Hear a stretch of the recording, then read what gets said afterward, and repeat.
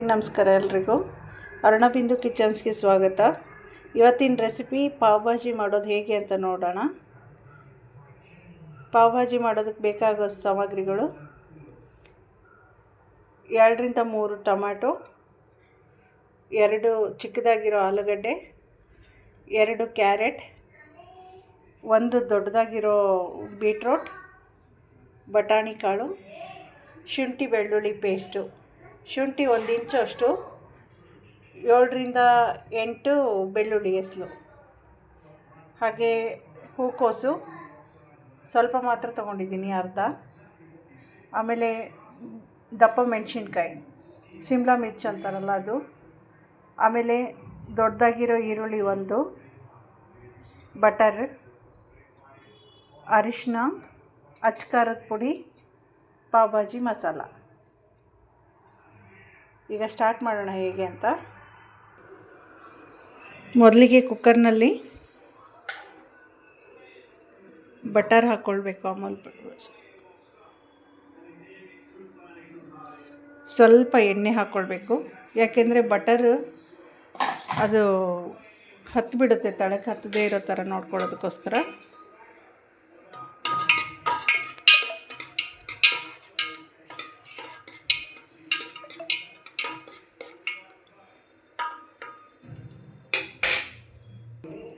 ಸ್ವಲ್ಪ ಜೀರಿಗೆ ಹಾಕಿದ್ದೀನಿ.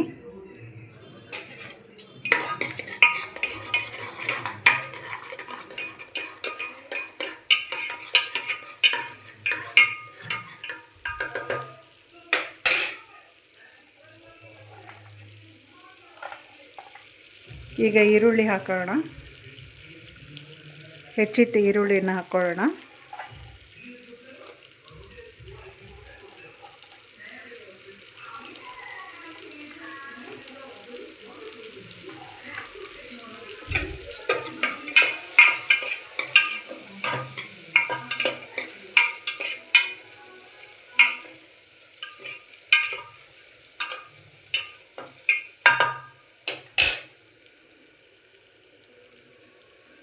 ಜೊತೆಗೆ ಬಟಾಣಿ,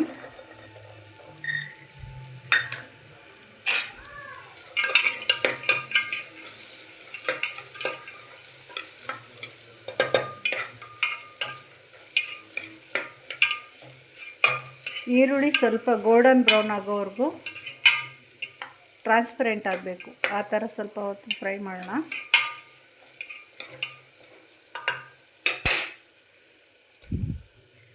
ನಂತರ ಟೊಮೆಟೊ ಹಾಕ್ಕೊಳ್ಳೋದ್ರಿಂದ ಕಲರ್ ಚೆನ್ನಾಗಿ ಬರುತ್ತೆ.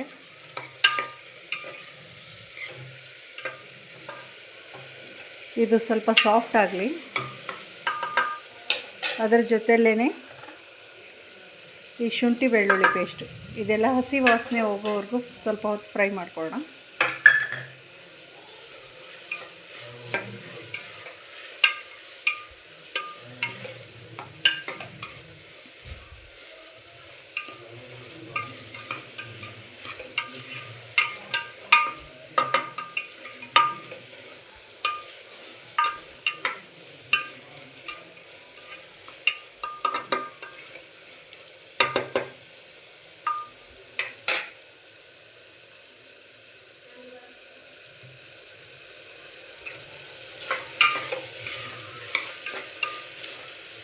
ಟೊಮೆಟೊ ಸ್ವಲ್ಪ ಸಾಫ್ಟ್ ಆಗೋವರೆಗೂ ಈ ರೀತಿ ಫ್ರೈ ಮಾಡ್ಕೊಳ್ಳೋಣ.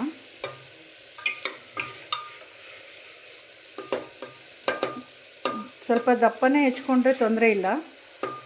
ಇದೆಲ್ಲ ಬೆಂದಾದಮೇಲೆ ನಾವು ಮ್ಯಾಶ್ ಮಾಡೋದ್ರಿಂದ ಅದು ಪೇಸ್ಟ್ ಥರ ಆಗುತ್ತೆ. ಹಾಗಾಗಿ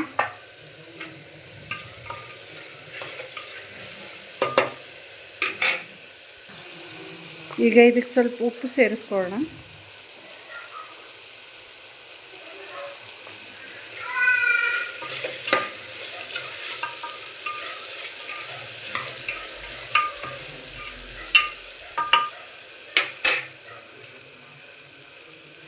ಒಂದು ಚಿಟಿಕೆ ಅರಿಶಿನ, 1 ಟೇಬಲ್ ಸ್ಪೂನ್ ಆಗೋಷ್ಟು ಖಾರ ಹಾಕ್ಕೊಂಡಿದ್ದೀನಿ.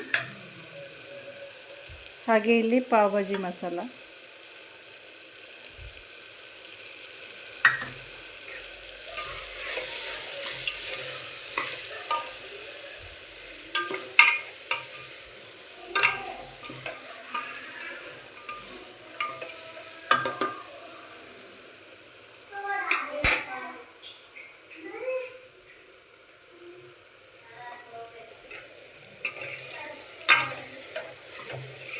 ಇದೆಲ್ಲವೂ ಸ್ವಲ್ಪ ಎಣ್ಣೆ ಬಿಟ್ಕೊಳ್ಬೇಕು. ಅಲ್ಲಿ ತನಕ ಫ್ರೈ ಮಾಡ್ಕೊಳ್ಳೋಣ. ಈ ಟೊಮೊಟೊ ಈರುಳ್ಳಿ ಎಲ್ಲ ಚೆನ್ನಾಗಿ ಬೆಂದಾದಮೇಲೆ ಎಣ್ಣೆ ಬಿಟ್ಕೊಳ್ಳುತ್ತೆ.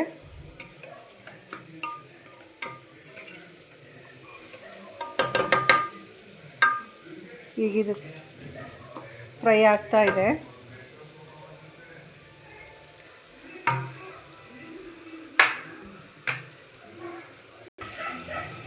ಈಗ ಇದು ಎಣ್ಣೆ ಬಿಟ್ಕೊಂಡಿದೆ ನೋಡಿ.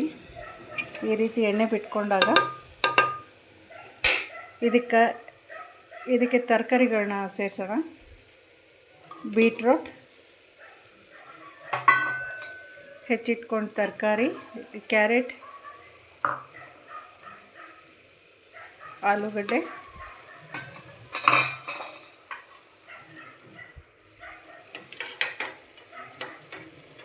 ಹೂಕೋಸು,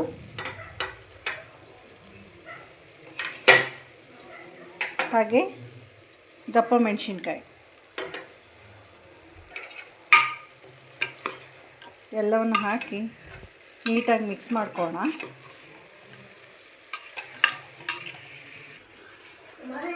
ಈಗ ಇದನ್ನು ಚೆನ್ನಾಗಿ ಮಿಕ್ಸ್ ಮಾಡ್ಕೊಂಡಿದ್ದೀನಿ. ಇದಕ್ಕೆ ನೀರು ಹಾಕೋಣ.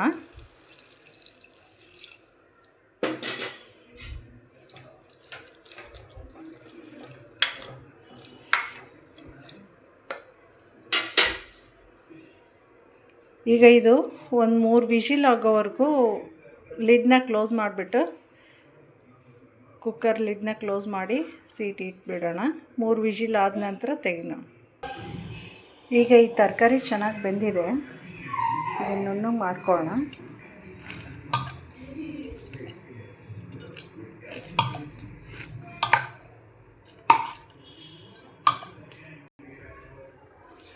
ಈಗ ಇದಕ್ಕೆ ಸ್ವಲ್ಪ ಕೊತ್ತಂಬರಿ ಹಾಕೋಣ. ಈಗ ಇದಕ್ಕೆ ಚಿಕ್ಕದಾಗಿ ಒಗ್ಗರಣೆ ಮಾಡ್ಕೊಳ್ಳೋಣ.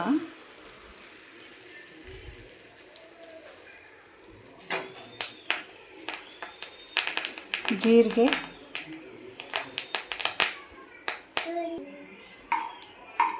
ಈಗ ಇದಕ್ಕೆ ಪಾವ್ ರೆಡಿ ಮಾಡ್ಕೊಳ್ಳೋಣ.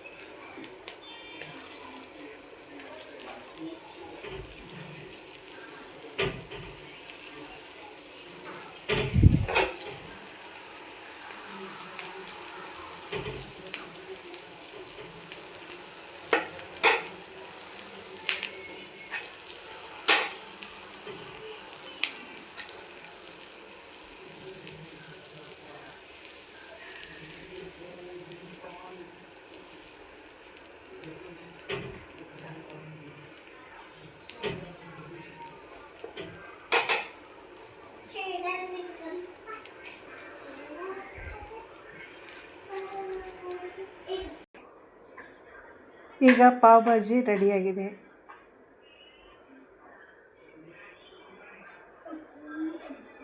ಪಾವನ್ನ ಸ್ವಲ್ಪ ಬಟರ್ ಹಾಕಿಬಿಟ್ಟು ಸ್ವಲ್ಪ ಹೊತ್ತು ಫ್ರೈ ಮಾಡ್ಕೊಂಡಿದ್ದೆ. ಆನಂತರ ಪ್ಲೇಟಿಗೆ ಈ ರೀತಿಯಾಗಿ ಸರ್ವ್ ಮಾಡಿಕೊಟ್ರೆ ಮಕ್ಕಳು ಕೂಡ ತುಂಬ ಟೇಸ್ಟಿಯಾಗಿರುತ್ತೆ. ಮಕ್ಕಳು ಕೂಡ ತಿಂತಾರೆ. Thank you.